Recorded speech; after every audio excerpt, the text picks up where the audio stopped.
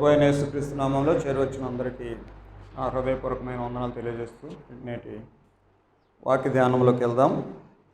కొరింథీయులకు రాసిన మొదటి పత్రిక 9వ అధ్యాయం 27వ వచనం ఒకసారి చదువుదాం. కొరింథీయులకు రాసిన మొదటి పత్రిక 9వ అధ్యాయం 27వ వచనం. గాలిని కొట్టినట్టు నేను పోట్లాడటలేదు, కానీ ఒకవేళ ఇతరులకు ప్రకటించిన తర్వాత నేనే భ్రష్టుడనై పోవుదునేమో అని నా శరీరమును నలుగుగొట్టి దానిని లోపరుచుకొనుచున్నాను. అపోస్తలుడైన పౌలు కొరింథీయులకు పత్రిక రాస్తూ తన జీవితంలో ఎలాంటి విశ్వాస జీవితాన్ని జీవిస్తూ ముందుకు సాగాడో, సువార్త కొరకై తను ఎంత ప్రయాసపడుతున్నాడు విషయాలు, దేవుని కొరకు వాడబడుతున్నటువంటి తాను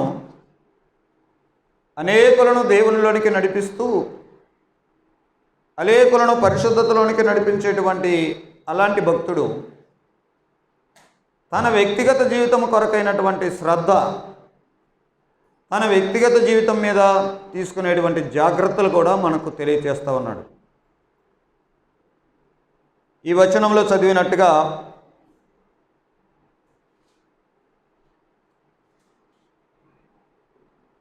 నేనే భ్రష్టుడనైపోవుదునేమో అని నా శరీరమును నలుగుగొట్టి దానిని లోబరుచుకొనుచున్నాను. కాబట్టి మన వ్యక్తిగతంగా మనం భద్రపరచుకోవాల్సినవి, మనం వ్యక్తిగతంగా జాగ్రత్తలు తీసుకోవాల్సినవి. ఎందుకనంటే మనం శరీరంతో ఉన్నాం కాబట్టి ఈ శరీరము మనల్ని పాపము చేయ విధంగా ప్రేరేపిస్తుంటుంది. కాబట్టి ఆ శరీరంలో ఉండేటువంటి మన అవయవాలు మనల్ని దేవునికి దూరం చేసే అవకాశం ఉంటుంది. కాబట్టి వాటిని స్వాధీనం పొంది ఉంచుకోవాల్సినటువంటి వారం. ప్రియమైన దేవుని పిల్లలారా, నీవు ఎప్పుడైతే సువార్తను నమ్మి యేసుక్రీస్తులో ఒక నూతన సృష్టిగా మార్చబడతావో, ఆత్మీయంగా నువ్వు కొత్తగా జన్మించావు. కానీ నీ శరీరం అయితే అదే శరీరం, పాత శరీరమే కదా. కాబట్టి ఆ ఉన్నటువంటి ఆ శరీర సంబంధమైనటువంటి వాటి విషయాల్లో జాగ్రత్తలు కలిగి ఉండాలి అని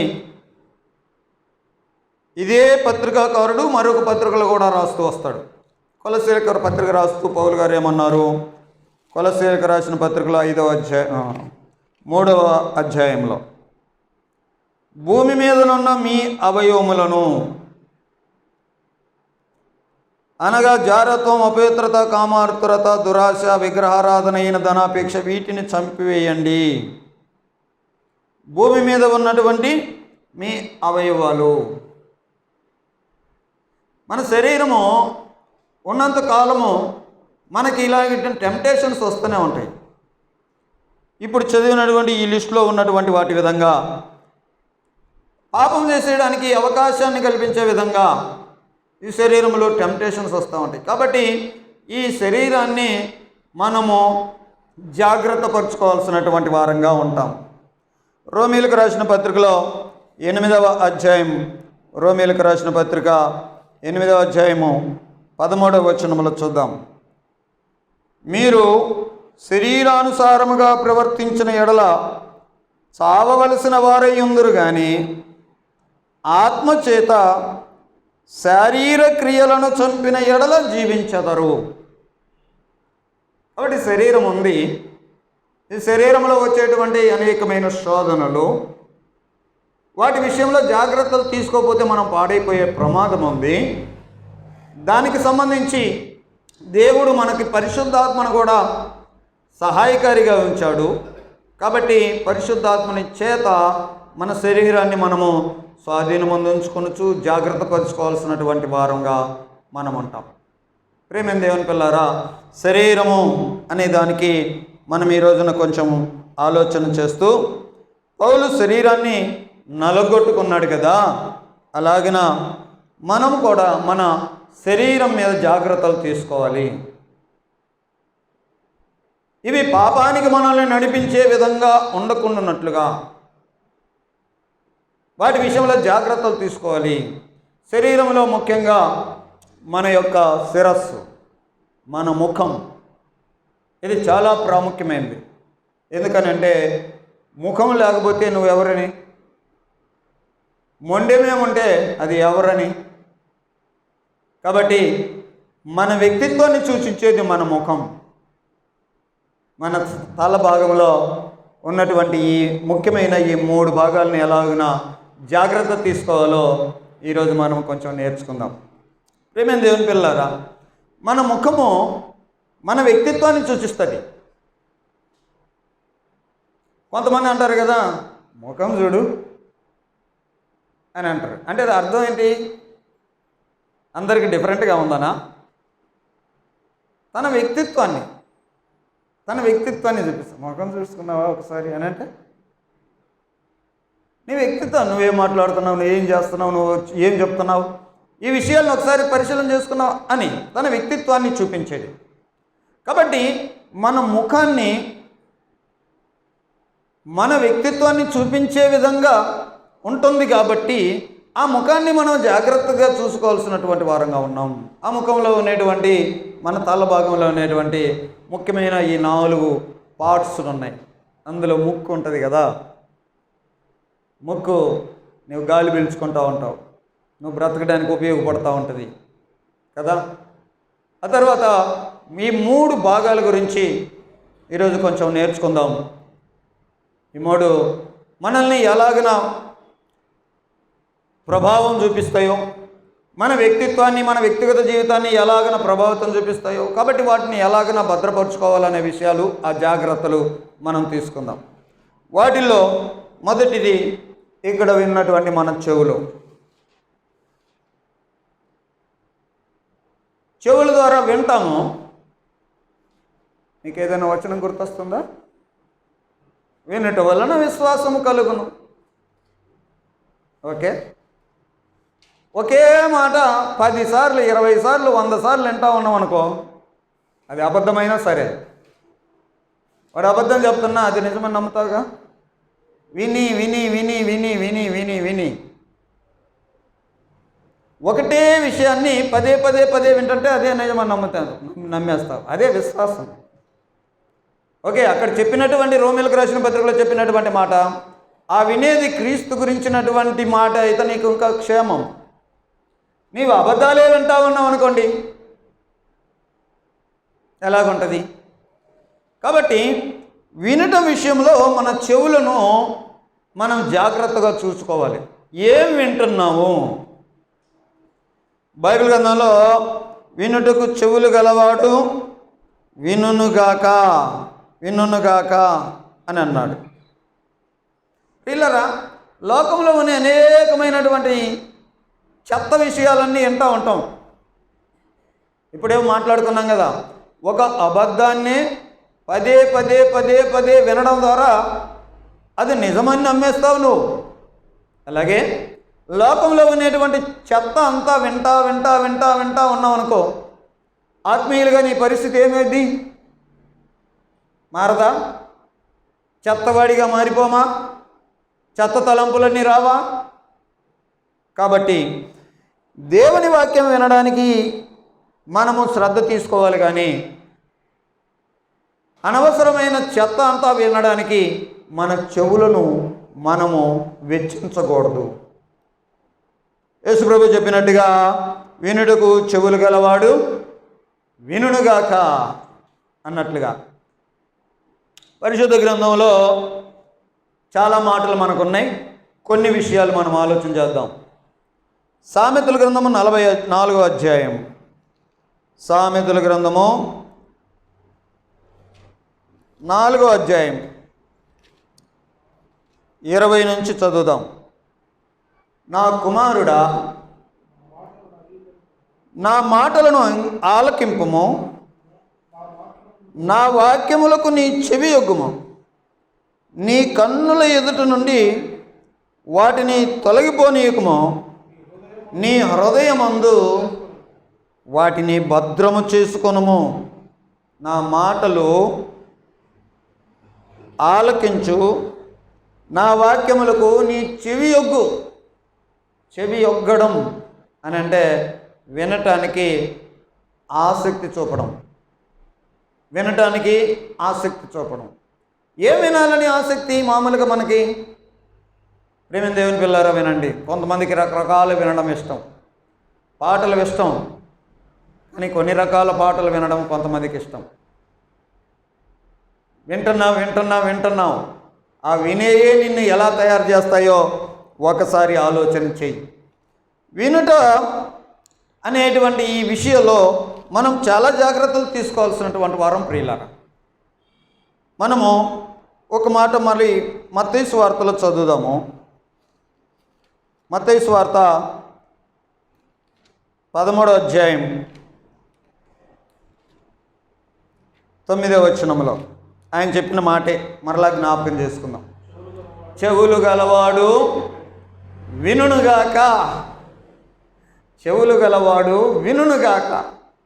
వినుటకు చెవి యొగ్గము. కాబట్టి ఏం వినాలి అనేటువంటి విషయం మీద నువ్వు కొంచెం కేర్ పెట్టాలి. నీకు ప్రయోజనకరమైన దానిని వినడానికి, చెవి యొగ్గడానికి నీకు ఇంట్రెస్ట్ ఉండాలి. అనవసరమైనటువంటి చెత్త విషయాలు వినకుండా ఉండటానికి నీకు ఒక గ్రహింపు రావాలి. ఓ, ఇది నేను వినకూడదు, ఇది నాకు అవసరం లేదు, ఇది నాకు వద్దు, ఇది నేను వినకూడదు. ఏదైనా మంచి విషయం, ఇది నేను వినాలి, దీని సారమేంటి? ఈ విధమైనటువంటి ఆ ఇంట్రెస్ట్ వినటం మీద చూపాలి. కాబట్టి మనకు చెవులు ఉన్నాయి కదా అని అనవసరమైనటువంటి చెత్త విషయాలన్నీ మనం వినకూడదు. వినటం ద్వారా ఆ వినేవే మనకి లోపల స్టాక్ అయిపోతాయి. విని అవే మన లోపల స్టాక్ అయిపోతాయి. మీకు సొలొమోను గురించి ఒక విషయం చెప్పనా? సొలొమోను ఆయన మహాజ్ఞాని కదా. రాజుల మొదటి గ్రంథం 11వ అధ్యాయంలో ఆయన గురించి రాయబడినట్టుగా, రాజుల మొదటి గ్రంథము 11వ అధ్యాయంలో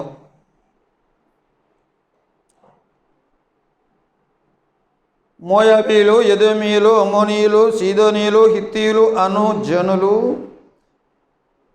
మీ హృదయములను తమ దేవులతో తిప్పుతురు గనుక వారితో సహవాసం చేయకూడదనియో, వారితో మీరు సహవాసం చేయకూడదనియో యెహోవా ఇశ్రాయేలులకు సెలవిచ్చి ఉన్నాడు. అయితే రాజైన సొలొమోను ఫరో కుమార్తెను గాక ఆ జనులలో ఇంకా అనేక మంది స్త్రీలను మోహించి కామాతురత గలవాడై వారిని ఉంచుకొనుచు వచ్చును. అతనికి 700 మంది రాజకుమార్తెలైన భార్యలు, 300 మంది ఉపపత్నులు కలిగి ఉండిరి. అతని భార్యలు అతని హృదయమును తిప్పివేశారని అంటే మరి వాళ్ళ సంగతి వాళ్ళంతా చెప్తా ఉంటారు కదా భర్తకి. ఎలా తిప్పేశారు? చెవులు తిప్పడం అంటే మెల తిప్పారని కాదు. ఎంతో జ్ఞానం కలిగినటువంటి వ్యక్తిని కూడా వారు మాట్లాడేటువంటి ఆ మాటలను బట్టి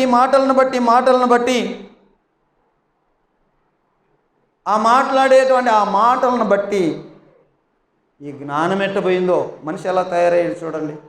ఆ తర్వాత వాటికి సాష్టాంగపడుతూ వాటికి పూజలు చేసేవాడిగా తయారైపోయాడు. ఇప్పుడు ప్రమాదం ఏంటి అని అంటే, మనం వినేవి మనల్ని ఎక్కడికి తీసుకెళ్తాయో అనే విషయాలు జాగ్రత్తగా చూడాలి. కాబట్టి మార్కు సువార్త 4వ అధ్యాయంలో 24వ వచనంలో చెప్పిన మాట ఏంటంటే, మార్కు 4:24వ వచనం, మార్కు సువార్త 4వ అధ్యాయం 24వ వచనం ఒకసారి చదువుదాం. ఇక్కడ ఏముంది? మీరేమి వినుచున్నారో జాగ్రత్తగా చూసుకోండి. అందుకే ఈరోజు మనం నేర్చుకునేటువంటి జాగ్రత్తగా చూసుకోవాల్సిన విషయాలు, మన చెవులను జాగ్రత్త చూసుకోవాలి. ఏం వింటున్నావు? ఇంతకీ అనవసరమైన వింటున్నావు అని అంటే నీవు అనవసరమైన జీవితంలోకి వెళ్తున్నావు అని.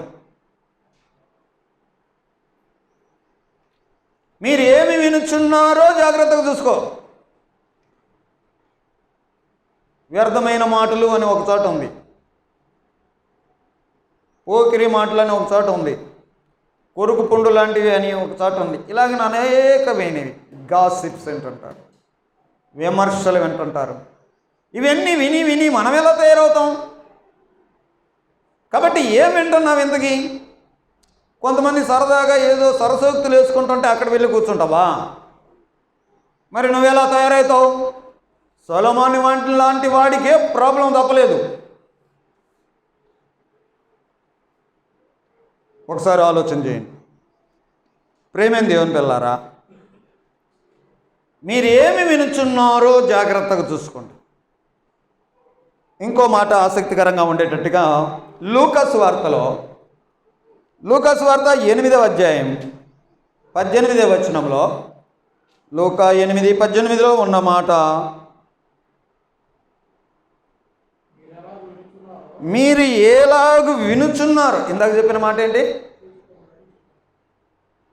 మీరేమి వినుచున్నారో జాగ్రత్తగా చూసుకోండి అని చెప్పాడు. ఇప్పుడు అసలు మీరు ఎలాగ వింటున్నారు? ఒక మాట వినపడింది, అది నీకు పనికిరాదు అనిపించింది, ఇంకా ఎట్లా వింటున్నావు? ఇంట్రెస్ట్గా వింటున్నావా? అక్కడే కూర్చోవాలనిపిస్తుందా? ఎలాగ వింటున్నావు? దాని మీద ఇంకా ఇంట్రెస్ట్ పెడుతున్నావా? సరే, వినేవి రెండు రకాలైనవి. మంచి మాటలు ఉన్నాయి, చెడ్డ మాటలు ఉన్నాయి. పనికిరాని మాటలు ఉన్నాయి, పనికొచ్చే మాటలు ఉన్నాయి. ఏం వింటున్నామో జాగ్రత్తగా చూసుకోండి. ఎలాగ వింటున్నావో జాగ్రత్తగా చూసుకోండి అని అన్నాడు. తర్వాత ఇంకొక మాట మనము నేర్చుకోవాలి ప్రియులారా. వింటున్నావు అది క్రీస్తుని గురించిన మాట అయితే అది నీకు క్షేమం. ఎందుకనంటే దేవుని మాట మనల్ని బ్రతికించేది. ఇందాక సామెతల్లో మనం చదివినట్టుగా, వాటిని నీ కన్నుల దగ్గర నుంచి తీసుకోవద్దు, నీ హృదయం మీద రాసుకో. ఆ మాటలు అలాంటివి. కాబట్టి దేవుని మాటలు వినాలి. ఆ మాటల మీద మనము కేంద్రీకరించి, ఇప్పుడు ఇందాక చదివినట్టుగా మీరు ఏం వింటున్నావు, ఎలా వింటున్నావు అవి చూసుకో. అయితే వినవలసిన సంగతులు ఏంటి అని అంటే, క్రీస్తు గురించిన మాట వినండి. అవి వింటే చాలు. లోకంలో ఉన్నాయన్నీ వినాల్సిన పని కూడా లేదు నీకు. సోషల్ మీడియా వచ్చిన తర్వాత ఏమండి ఎంత చెత్త అంతా తయారవుతుందో కదా. ఈ మధ్య యూట్యూబ్ని అలా స్క్రోల్ చేస్తే ముంబైలో సైఫ్ అలీ ఖాన్ అనేటువంటి ఒక సినిమా హీరో ఇంట్లో ఎవరో చొరబడి అతన్ని కత్తులతో పొడిచారు అని. ఏమండి, ఒక ఛానల్ కాదండి, ఎన్ని యూట్యూబ్ ఛానళ్ళు ఉన్నాయో అన్ని ఛానళ్ళల్లో ఈ వార్త గురించే మాట్లాడుతుంటారు. కొంతమంది ఏమో ఇంకా ఎన్ని రకాలుగా వాళ్ళు స్టేట్మెంట్లు ఇస్తూ ఉన్నారు. కొంతమంది భార్యది తప్పు, కొంతమంది పని మనిషిది తప్పు, కొంతమంది అతనిది తప్పు, కొంతమంది ఇతనిదే తప్పు. ఎందుకండి దాన్ని పోలీస్ కేసులు ఇన్వెస్టిగేషన్ చేయట్లేదా పోలీసులు? వాళ్ళ పని వాళ్ళు చేసుకుంటుంటారుగా. నిజాలేంటో, తప్పులేంటో, అబద్ధాలేంటో, అక్కడ జరిగిందేంటో వాళ్ళు ఏదో తేలుస్తారుగా. మధ్యలో మీకు ఎందుకండి ఇవన్నీ? ఎందుకు అని అంటే మనకు వినిపించాలి. వినిపిస్తున్నారు. ఒక రోజులో ఎంత సమయాన్ని మనము అనవసరమైన వింటున్నామో వినండి, ఆలోచన చేయండి. అదే దేవుని వాక్యం వినాలి. దేవుని వాక్యం నువ్వు ఎంత వింటున్నా అది నీ ఆత్మకు ఆహారం కాబట్టి అది నీకు క్షేమం ఇస్తుంది. అవి పరిశుద్ధమైన మాటలు, అవి నీతి గల మాటలు, అవి నిన్ను మార్చే మాటలు, అవి నిన్ను శుద్ధి చేసే మాటలు. కాబట్టి దేవుని వాక్యము సజీవమై బలము కలిగినది. ఎటువంటి 2 అంచుల ఖడ్గము కంటే వాడిగా మన లోపలికి వెళ్ళి మన ఆలోచనలు కూడా ఛేదించేసి, ఇది మంచిది కాదు, ఇది మంచిది, ఇది రైట్ కాదు, ఇది రైటు, ఇలాగనే చెప్పగలిగే సామర్థ్యం కలిగింది. ఖడ్గము వలె దూసుకునేది, సుత్తి వలె నలగొట్టేది, నీళ్ళ వలె కడిగేది వాక్యం. అద్దం వలె నీ లోపాలని చూపించేది, నీ జీవితాన్ని చూపించేది. కాబట్టి దేవుని వాక్యం అంటే, కాబట్టి వినే విషయంలో జాగ్రత్త ఉండాలి. చెవులతో ఏం వింటున్నామనే విషయాలు జాగ్రత్త తీసుకోవాలి. యాకోబు రాసిన పత్రిక మొదటి అధ్యాయం, యాకోబు రాసిన పత్రిక మొదటి అధ్యాయం 19-20 వచనాలు చదువుదాం.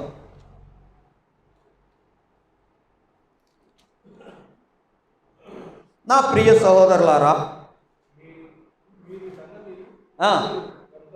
మీరీ సంగతి ఎరుగుదురు గనుక ప్రతి మనుష్యుడు వినుటకు వేగిరపడువాడు, మాట్లాడుకు నిదానించువాడు, కోపించుటకు నిదానించువాడై ఉండాలి. ఎందుకనగా నరుని కోపం ఓకే నెరవేర్చదు. అందుచేత సమస్తమైన కల్మషము విర్రవీగుచున్న దుష్టతో మాని లోపల నాటబడి మీ ఆత్మలను రక్షించుటకు శక్తి గల వాక్యమును సాత్వికంతో అంగీకరించండి. వినండి. మీ లోపల చాలా ఉంటుంది. ఏమేమి ఉంటాయి? మాకు తెలియదా? ఆ మాత్రం మాకు తెలియదా? మంచిగా ఉండాలని తెలియదా? పరిశుద్ధంగా ఉండాలని తెలియదా? మేలు చేయాలని తెలియదా? ఆ విర్రవీగే తత్వాన్ని మానుకోండి. సాత్వికంతో ఆయన దగ్గరికి వచ్చి నేను వినండి. వీళ్ళారా, తర్వాత చదువుదాం. మీరు వినువారు మాత్రమై ఉండి మిమ్మల్ని మీరు మోసపుచ్చుకొనకుండా వాక్య ప్రకారం ప్రవర్తించువారై ఉండండి. అది వింటే ఆ విన్నదాన్ని చొప్పున ప్రవర్తించండి. కాబట్టి చెవుల విషయంలో తీసుకోవాల్సిన జాగ్రత్తలు వింటా ఉన్నాం ప్రియులారా. చెవులు మనకేమనిపిస్తుంది అని అంటే వింటే తప్పేముందిలే, అవి వింటే తప్పి కొన్ని వినకూడదు. మీరేం వింటున్నారు, ఎలాగ వింటున్నారో జాగ్రత్త. ఇక్కడ ఒక మాట జాగ్రత్త అని ఎప్పుడు చెప్తామండి?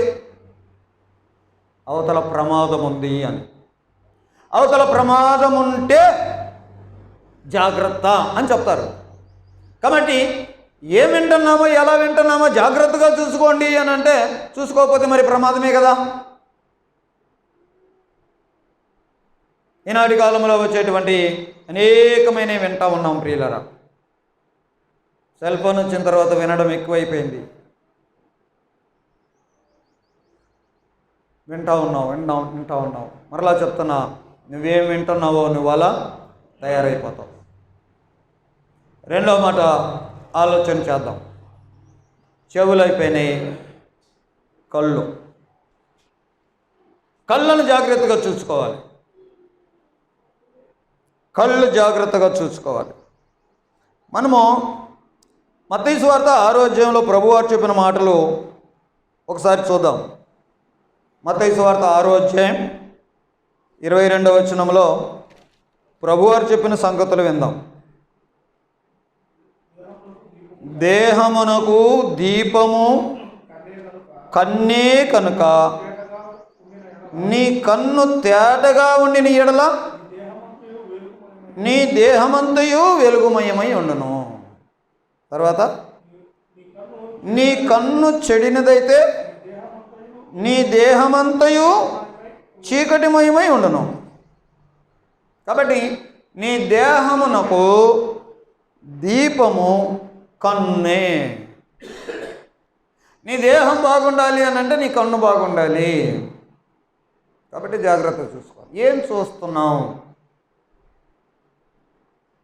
కన్నుల విషయంలో జాగ్రత్త.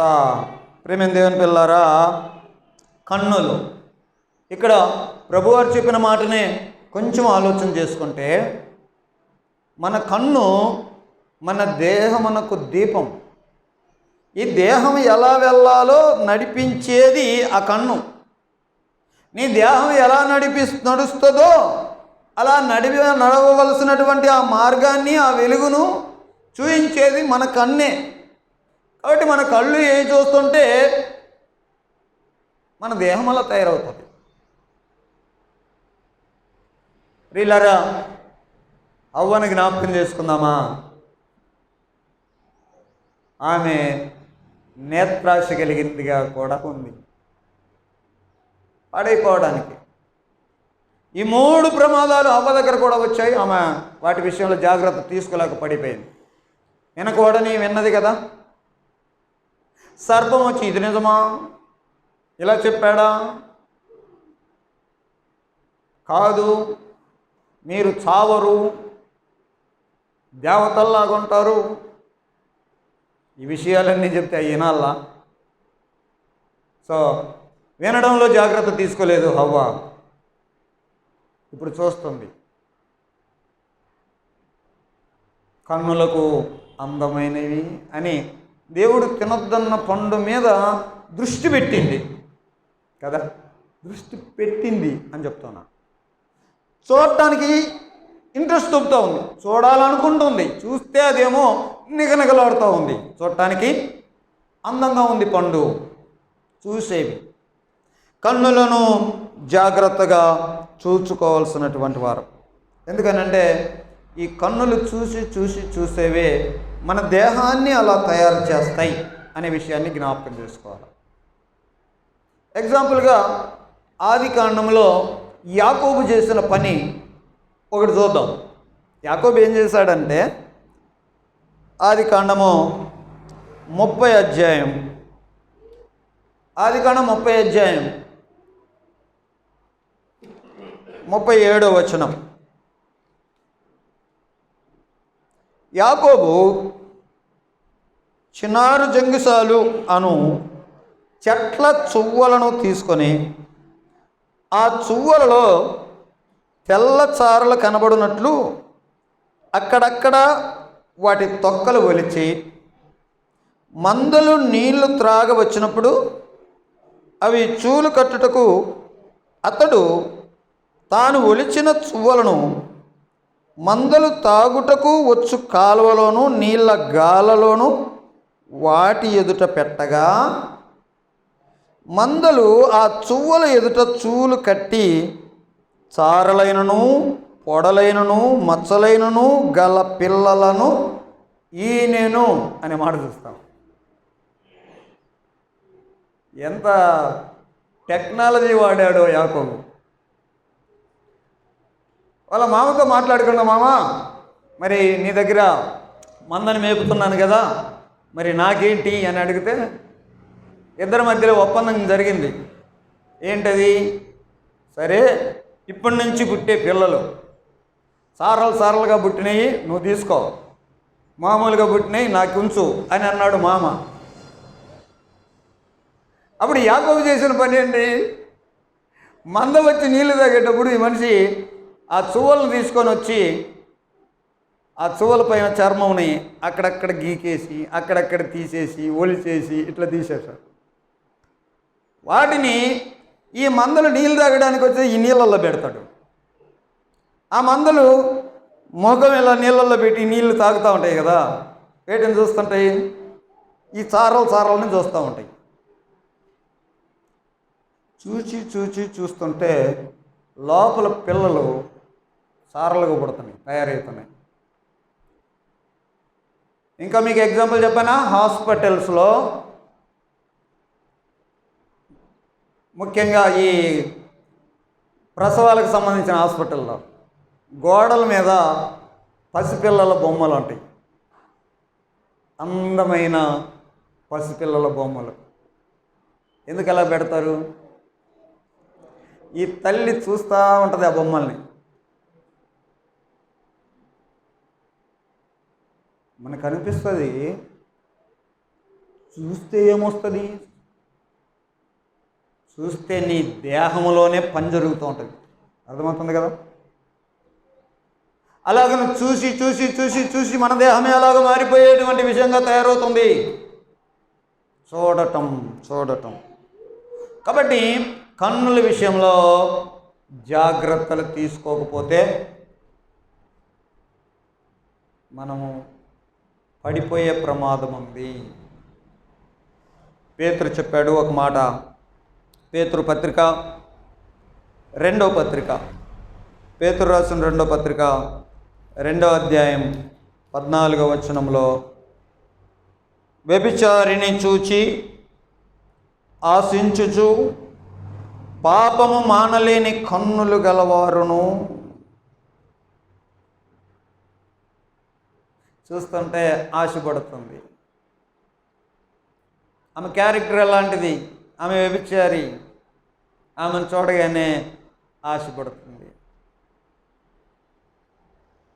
ఈ కన్నులు ఇలాంటివి. మరి ఏ కన్నులు? పాపము మానలేని కన్నులు. చూస్తూ ఉన్నాడు. అది చూడాలని ఇంట్రెస్ట్, ఆమెను చూడాలని ఇంట్రెస్ట్, చూడటం. ఇప్పుడు చూసే ఎక్కువైపోయినాయి. గతంలో కంటే ఇప్పుడు చూడటం ఎక్కువైపోయింది కదా. చూడటం. నువ్వేమి చూస్తుంటావో నువ్వు అలా తయారైపోతావు అనే విషయాలు జ్ఞాపకం చేసుకోవాలి. కాబట్టి కొన్ని హెచ్చరికలు మనం వింటే, ఈ హెచ్చరికల్లో సామెతల గ్రంథం 4వ అధ్యాయం ఇందాక మాట గురించి చూశారు కదా. 4వ అధ్యాయం 25వ వచనం, సామెతలు 4:25లో,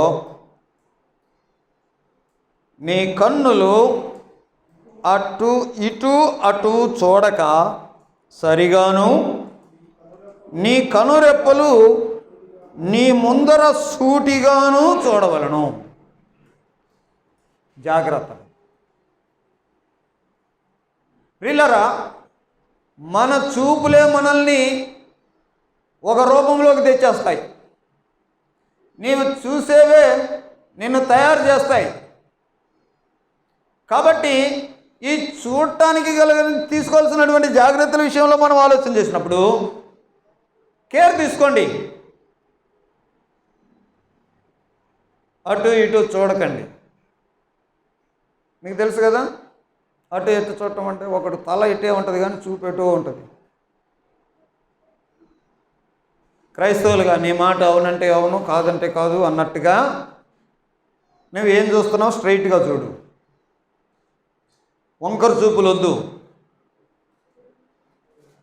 కోర చూపులు వద్దు. అలా చూస్తున్నావు అని అంటే నువ్వు యువర్ డబుల్ మైండెడ్. అపోస్తలుడైన పౌలు తన శరీరాన్ని నలగొట్టుకుంటుంటే మరి కన్నుల్ని ఎలా చూసుకుంటున్నాడండి తను? ఎందుకనంటే మన కన్నే మన దేహానికి దీపం. మన దేహం ఎలా వెళ్ళాలో మన కన్నే సూచిస్తుంది. ఇంకొన్ని వచనాలు చదువుదాం మనం. కన్ను జాగ్రత్త తీసుకో, అటు ఇటు చూడకు. నువ్వు తల ఇటు ఉంచుకొని చూపెట్టు పెట్టావంటే ఏదో తేడా వాడివే, అంతేనా? తల ఇలా దించుకొని చూపు అలా చూస్తున్నావు అని అంటే నీకేదో తేడా ఉంది. తేడా మనిషివే, ఏదో జరుగుతుంది నీ లోపల. నువ్వు చూడాలనుకుంటే స్ట్రైట్గా చూడు, నీ కనురెప్పలు సూటిగా పెట్టు. ఇలాగన మనల్ని మనము కంట్రోల్ చేసుకోవాల్సిన వారం. కన్ను విషయంలో జాగ్రత్తలు తీసుకోవాలి అని ప్రభువారు చెప్పాడు. నీ కన్ను చాలా చూడాలని ఆశిస్తుంది. ఇందాక పేతురు పత్రికలో చదివినట్టుగా పాపము మానలేని కన్నులు. చూస్తూ ఉంటావు, ఓహో ఆశ కలుగుద్ది, మళ్ళా వదిలిపెట్టినటువంటి వాటిని మళ్ళా చేయాలనేటువంటి ఆశ. చూడటం. కాబట్టి ఈ కన్నుల విషయంలో మనం తీసుకోవాల్సిన జాగ్రత్త విషయాల్లో మత్తయి సువార్తలో 5వ అధ్యాయం 27లో ఏం చెప్పాడు ఆయన చూడండి. ఓకే, మీరు విన్నారు కదా, నేను మీతో చెప్పినదేమనగా మోహపు చూపుతో చూచే ప్రతివాడు అప్పుడే తన హృదయంలో ఆమెతో వ్యభిచారం చేశాడు అని చెప్పాడు. ఇంకా కంటిన్యూ చదువుదాం. నీ కుడి కన్ను నిన్ను అభ్యంతరపరచిన ఎడల దాన్ని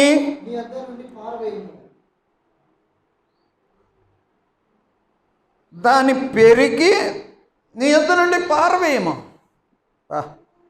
నీ దేహమంతయు నరకములో పడవేయకుండా నీ అవయముల్లో ఒకటి నశించడం నీకు ప్రయోజనకరం కదా.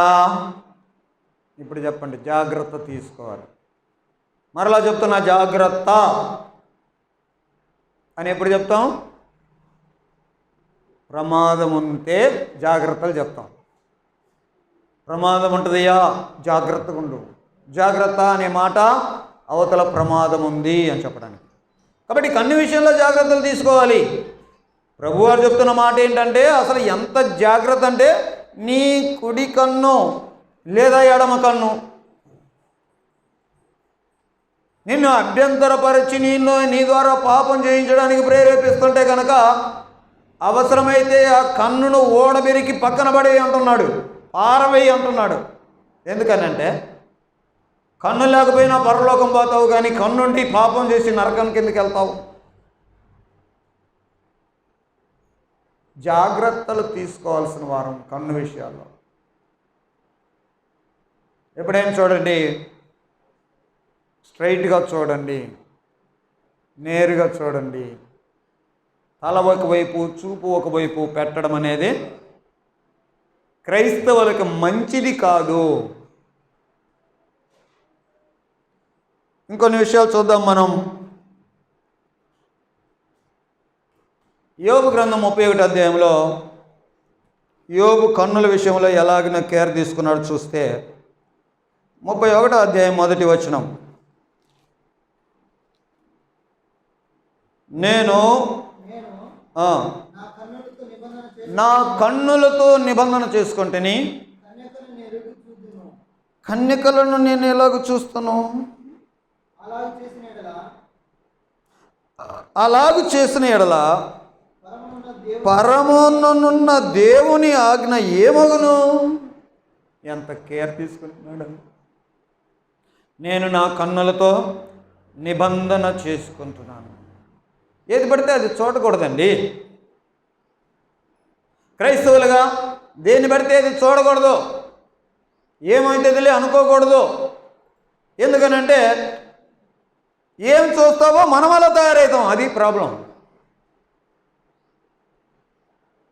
కన్నుల విషయంలో జాగ్రత్త తీసుకోవాల్సినటువంటి వారం. అలాగే కీర్తనల గ్రంథం చూద్దాం. 101 కీర్తన, 101వ కీర్తన 3వ వచనం,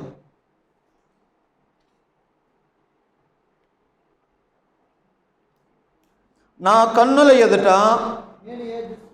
నేను ఏ దుష్కార్యమును ఉంచుకొనను. ఏ చెడ్డదాన్ని కూడా నా కన్నుల మీద నేను పెట్టుకోను. ఏ చెడ్డ పనిని కూడా నా కన్నుల ఎదుట నేను పెట్టుకోను. దుష్కార్యమును నా కన్నుల ఎదుట పెట్టుకోను. కన్నుల విషయంలో తీసుకోవాల్సిన జాగ్రత్తలు వింటూ ఉన్నాం ప్రియులారా. సో లోకంలో చాలా ఉన్నాయి చూడకూడని. వాటిని చూస్తే కనుక మనం కూడా అలా తయారవుతాం అనే విషయాన్ని జ్ఞాపకం చేసుకుంటూ మరేం చూడాలి? ఏం చూడాలి అని అంటే, ఏం చూడాలి? పైనున్న వాటినే చూడండి. ఎతకండి పైన ఏముందో. ఏముంది పైన? ఏముంది? యేసుక్రీస్తు దేవుని కుడి పార్శ్వాన కూర్చొని ఉన్నాడు. ఆయన ఏంటి? మనుష్య కుమారుడు ఒక మనిషిగా దేవుని దగ్గర వెళ్ళి రైట్ సైడ్లో కూర్చున్నాడు. ఏంటది? ఎందుకు వెళ్ళాడు? ఎందుకు కూర్చున్నాడు? ఆ పిక్చర్ అంతా ఒకసారి జ్ఞాపకం చేసుకో. ఎందుకనంటే ఎగ్జాంపుల్గా ఒక మాట పరిశుద్ధ గ్రంథంలో చదువుదాం. సంఖ్యాకాండంలో 21వ అధ్యాయం, సంఖ్యాకాండము 21వ అధ్యాయం 9వ వచనం చదువుదాం. మోషే ఇత్తడి సర్పము ఒకటి చేయించి స్తంభం మీద దాన్ని పెట్టాడు. అప్పుడు సర్పపు కాటు తినిన ప్రతివాడు ఆ ఇత్తడి సర్పమును నిదానించి చూచినందున బ్రతికెను అనే మాటలు చూస్తాం. ఇశ్రాయేలు చరిత్రలో జరిగిన ఒక ఇన్సిడెంట్ ఇది. వీళ్ళు చాలా సనుక్కున్నారు దేవుని మీద, మోషే మీద. ఇశ్రాయేలు ప్రజలకి మార్గాయాసము చేత అనే విషయాలు చూస్తాం. ఆ విషయాలన్నీ 21:4 నుంచి ఉంటాయి. విరోధంగా మాట్లాడారు మోషేతో, దేవునికి విరోధంగా, మోషేకి విరోధంగా మాట్లాడారు. ఇదేంటి?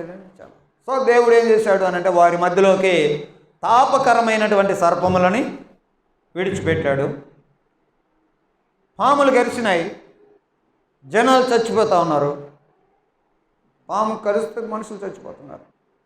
అప్పుడు ప్రజలు, అయ్యా తప్పు చేశాం, పొరపాటైంది, పాపం చేశాం మేము, మోషే ఏదో ఒకటి చెయ్యా, పాపమంతా ఉందయ్యా, పాములన్నీ ఉన్నాయ్యా, విషమంతా ఉందయ్యా, మమ్మల్ని పాడు చేసే పరిస్థితులు ఉందయ్యా అని చెప్పాడు. దేవుడి దగ్గరికి మోషే వెళ్ళి, అయ్యా ప్రజలు తప్పు చేశామనుకుంటున్నారు, ఒప్పుకుంటున్నారు, ఏదో చెయ్యయ్యా. దేవుడు ఏమన్నాడనంటే, సరే నేను పాములను తీసేయను, కానీ నువ్వు ఒకటి చెయ్యి, ఒక ఇత్తడి సర్పపు బొమ్మ చేసి ఆడపెట్టు, దాన్ని నిదానించి చూసే వాళ్ళందరూ పాము విషయం లేకుండా వాళ్ళు బతుకుతారు, కుట్టినా కూడా అని అన్నాడు. సో జరిగింది. నేర్చుకోవాల్సినటువంటి పాఠం ఇక్కడ ఏంటంటే, ఇప్పుడు మనం జాగ్రత్త తీసుకోవాలి కదా. మరి ఏం తీసుకోవాలి అని అంటే, ఇదిగో ఎటు చూసినా ఉంది, లోకంలో ఎటు చూసినా ఆకర్షణ ఉంది, ఎటు చూసినా పాపం వైపు నడిపించేవే కనపడుతున్నాయి. కన్నులకు ఎటు చూసినా పాపం చేయడానికి దారి తీసే విధంగానే కనపడతా ఉన్నాయి. నిన్ను ఆకర్షిస్తుంది లోకం, నీ కూడా నేత్ర ఆశ. ఏం చేయాలయ్యా? చూసారా మోషే వీళ్ళ గురించి ఏం చెప్పాడయ్యా? వాళ్ళు ఏమన్నారు? ఎటు చూసినా పాములే, ఎటు చూసినా పాపమే, ఎటు చూసినా విషయమే, ఎటు చూసినా చావే, ఎటు చూసినా మరణమే అంటున్నారు కదా. నేను దాన్ని తీసేస్తానని చెప్పలా దేవుడు, పాములను తిలకిస్తానని చెప్పలే. పాములు ఉంటే ఉంటాయి, కానీ మీరు మాత్రం చూడాల్సింది చూడండి, మీరు బాగవుతారని చెప్పాడు కదా. ఎంత అద్భుతం! అలా చూశారు, బాగైపడ్డారు. పాములు ఉన్నాయి, కుట్టేవి కొడుతున్నాయి, కానీ మనిషి చావట్ల. ఇది మనకేం నేర్పిస్తుందంటే, యేసు వైపు చూడు. ఆయన దేవుని కుడిపార్శ్వన కూర్చొని ఉన్నాడు చూడు. ఆయన ఏం చేశాడో చూడు, ఆయన ఎలా జీవించాడో చూడు, ఆయన ఏం చెప్పాడో చూడు, ఆయన ఎలాగైనా ప్రవర్తించాడో చూడు, ఆయన లైఫ్ స్టైల్ చూడు. ఇది మనకు సేఫ్. లోకంలో ఉండేది ఉంటూనే ఉంటుంది కదా, లోకంలో ఉండే పాపము ఉండనే ఉంటుంది, దాన్ని మనం తీసేయలేం. లోకమంతా ఇలాగన విరోధంగానే ఉంటుంది దేవునికి, ఓకే ఉండని. కానీ నువ్వు చూడటానికి ఒకటి ఉంది, యేసుని చూడు. నువ్వు ఎలా జీవించాలో యేసు వైపు చూడు, నువ్వు ఎలా ప్రవర్తించాలో యేసు వైపు చూడు, నువ్వు ఎలా మాట్లాడాలో యేసు వైపు చూడు, నువ్వు ఎలాంటి సంబంధ బాంధవ్యాలు కలిగిన వాడిగా ఉండాలో యేసు వైపు చూడాలి. కాబట్టి కన్నుల విషయంలో తీసుకోవాల్సిన జాగ్రత్తలు, 2 జాగ్రత్తలు తీసుకోవాలి. ఏం వింటున్నావో జాగ్రత్త తీసుకోవాలి, ఏం వినాలో కూడా ఆ విషయాలు చెప్పాం.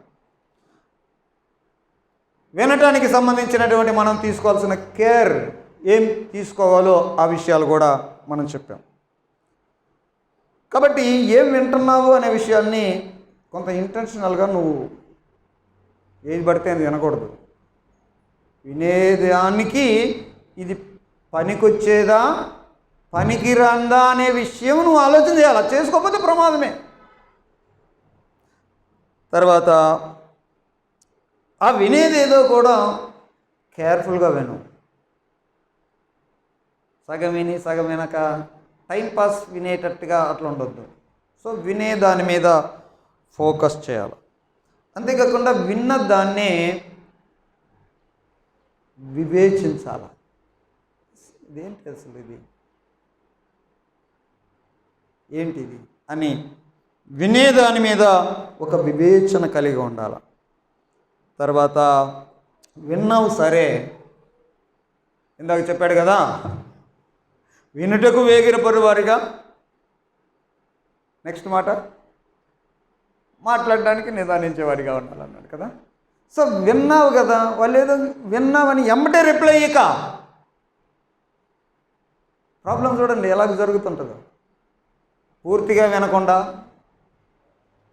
అదేదో కేర్ఫుల్గా వినకుండా, వినాలనేటువంటి మనసు పెట్టి వినకుండా, విన్నదాన్ని వివేచన లేకుండా విని నువ్వు మాట్లాడావనుకో, దారి తప్పుద్ది, ప్రమాదం. కాబట్టి వినే విషయంలో జాగ్రత్తలు తీసుకోవాలి. ఫైనల్గా వినే విషయంలో తీసుకోవాల్సిన జాగ్రత్తల్లో ఆ వినటానికి దేవుని సహాయాన్ని అడగ. అయ్యా నీ జ్ఞానమే, నేను ఏమేమి వినాలో, నా చెవులలోకి ఏమేమి చెత్త చేరకూడదో, ఏమేమి చేరాలో ఆ విషయాలన్నీ జాగ్రత్తలు తీసుకోవాలి. సరే, కన్నుల గురించి తీసుకున్నటువంటి విషయాల్లో చూసాం. ఏం చేసాం? ఇప్పటిదాకా మాట్లాడుకున్న మాటలు కదా. ఇక్కడ కూడా కొన్ని టిప్స్ చెప్తా చూడండి. ఏదైనా సరే నువ్వు చూస్తున్నావనంటే దాని మీద నువ్వు మనసు పెట్టు. చూసే దాని మీద మనసు పెట్టు. నువ్వు సోషల్ మీడియా చూడొచ్చు, ఏదైనా బొమ్మలు చూడొచ్చు, ఏదైనా చూసే దాని మీద కొంచెం మనసు పెట్టింది. చూస్తున్నాను నేను ఇవి అనే జాగ్రత్తలు తీసుకో. తర్వాత ప్రభువారు చెప్పాడు కదా, ఎవడైనా నువ్వు మోహపు చూపు చూస్తే పాపము మానలేని కన్నులు, ఇలాంటి పదాలు మనం చదివాం కదా. కాబట్టి ఏదైనా ఇలాంటి మోహపు చూపులు లాంటివి ఉంటే, లస్ట్ఫుల్ సైట్స్ ఉంటే, వాటి నుండి కళ్ళు తిప్పుకోండి పక్కకి. రెండోసారి చూసావు, మూడోసారి చూసావు అంటే ఇంక పడిపోతావు కదా. చూసావు, ఏదో కనపడింది, ఎవరో కనపడ్డారు, వ్యభిచారిని చూచి పాపము మానలేని కన్నులు. ఆమె వ్యభిచారి, ఆమె చేసే తెలుసు మనకి, చూడగానే ఆశించుచు పాపం మానలేని కన్నులు. కాబట్టి ఆమె కనపడుద్ది. ఆమె లేకుండా నువ్వు చేయలేవు కదా. ఊర్లో లేకుండా, ఆమె ఊర్లో లేకుండా నువ్వు చేయగలుగుతావా? చేయలేవు కదా.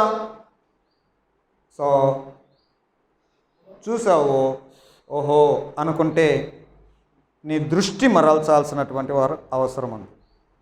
ఇంకా తీసుకోవాల్సిన జాగ్రత్తలు ఏంటంటే, మనం చూసేవి అవి పవిత్రమైన వాటి మీద మనము దృష్టి పెట్టడం అనేది మంచిది. ఒక మాట ఫిలిప్పీలకు రాసిన పత్రికలు చదువుదాం. అక్కడ మంచి మాట ఉంది. ఫిలిప్పీలకు రాసిన పత్రిక 4వ అధ్యాయం 8వ వచనం.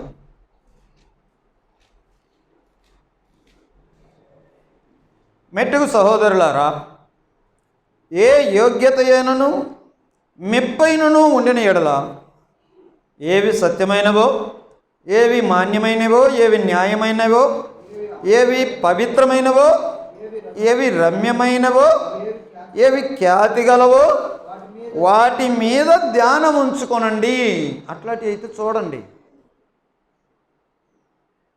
అనవసరమైనవి చూడకండి అనే విషయాలు చెప్తా ఉన్నాం. అంతేకాకుండా చూడటంలో కూడా మన సెల్ఫ్ కంట్రోల్, కొన్ని చూడకూడదు అని కొంచెం స్ట్రిక్ట్గా సెల్ఫ్ కంట్రోల్గా ఉండాలి. లేకపోతే ఈ పెడితే చూస్తాం. తర్వాత వీటన్నిటికి బదులుగా వినటానికి ప్రభు యొక్క జ్ఞానాన్ని అడిగినట్టుగా నా కన్నుల విషయంలో కూడా నాకు సహాయం చేయ అని దేవుని సహాయాన్ని అడగాల. ఈ రెండు జాగ్రత్తలు. మూడోది మాట్లాడుకుందాం. ఈ మూడోది మన ముఖంలో ఉన్న నాలుక. నాలుక గురించి మనము చాలా సంగతులు వినొచ్చు కదా. నాలుక, నోరు, పెదాలు ఇవి సరే. భోజనం మన శరీరం బతకడానికి నోటితో తింటాం, అది వేరే సంగతి. జాగ్రత్త తీసుకోవాల్సింది మన నాలుక విషయంలో.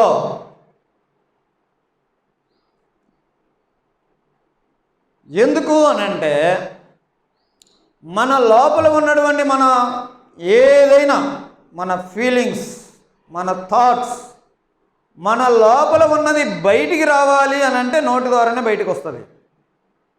మన ఎమోషన్స్ అది మన నోటి ద్వారానే బయటకు వస్తుంది. నీ వ్యక్తిత్వం, నువ్వు ఎలాంటి వాడివి, నువ్వు బాధపడుతున్నావా, నువ్వు సంతోషంగా ఉన్నావా, నువ్వు ఏడుస్తున్నావా, నువ్వు కోపంగా ఉన్నావా, దిగులుతో ఉన్నావా, ఇవన్నీ బయటికి ఎలాగొస్తాయి?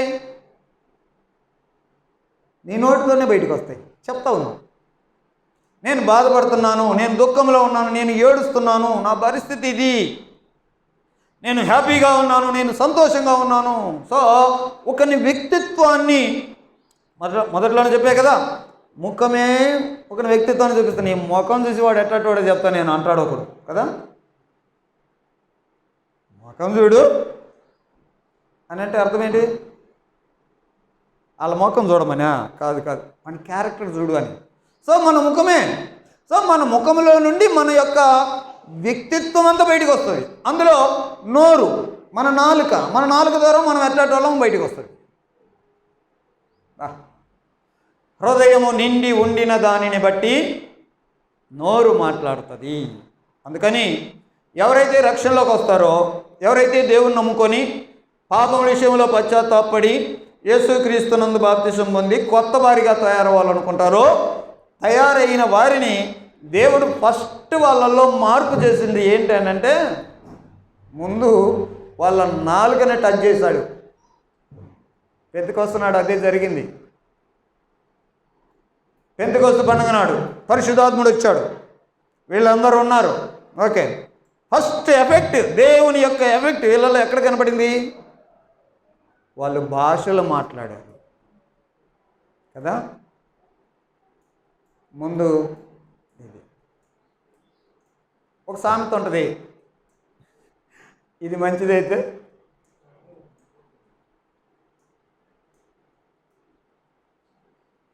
మన మాట మన వ్యక్తిత్వాన్ని సూచిస్తూ ఉంటుంది. కాబట్టి ప్రియులరా, ఈ మాటల విషయాల్లో మనము చాలా జాగ్రత్తలు తీసుకోవాలి. ఏది పడితే అది మాట్లాడకూడదు. ఇందాక ఒక వినే దగ్గర ఒక మాట నేర్చుకున్నాం, కేర్ఫుల్గా నేను వెంటనే రిప్లై కాకు, అది అర్థం చేసుకొని తర్వాత మాట్లాడాను. మాట్లాడడానికి నిదానించు, వెయిట్ చేసి మాట్లాడు, అర్థమైతే మాట్లాడు, క్లారిటీ ఉంటే మాట్లాడు, లేకపోతే మాట్లాడుకో, పర్లేదు.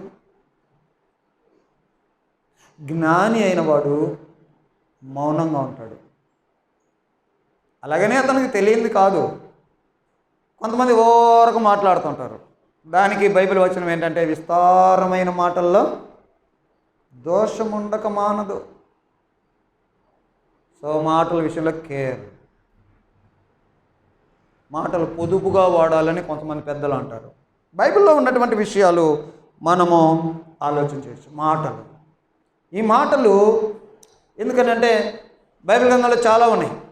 కత్తిపోటు వంటి మాటలు మాట్లాడువారు కలరు అంటే, కత్తితో పొడిస్తే వాడు చస్తాడు. ఏమో కత్తితో పొడవాలా, మాటతో పొడిచింది. ఒక ఎగ్జాంపుల్ చదువుదామా? న్యాయాధిపతులు 16వ అధ్యాయం 16వ వచనం.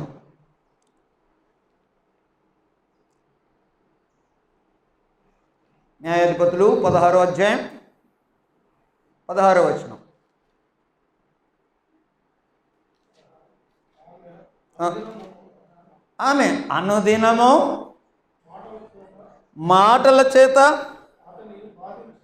అతన్ని బాధించి తొందర పెట్టుచున్నందున అతడు ప్రాణము విసిగి చావగోరెను. సంసోను ఇతను చాలా పరాక్రమ కార్యాలు చేశాడు, కానీ ఇప్పుడు చావాలనుకుంటున్నాడు.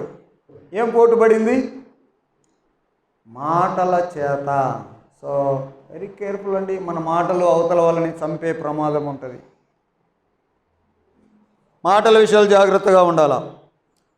అలాగే కీర్తన చదువుదాం. కీర్తన 34:13. కీర్తన 34 కీర్తన 13. చెడ్డ మాటలు పలుకకుండా మీ నాలుకను,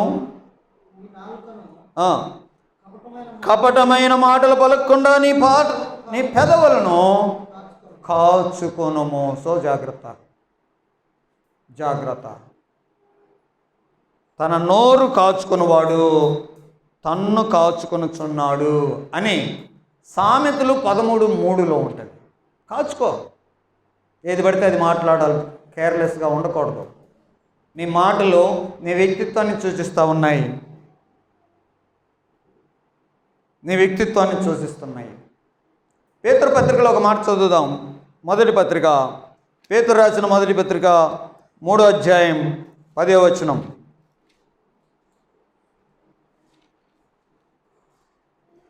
జీవమును ప్రేమించి మంచి దినములు చూడగోరువారు, బాగుండాలి, మంచిగా ఉండాలి అనుకునేవారు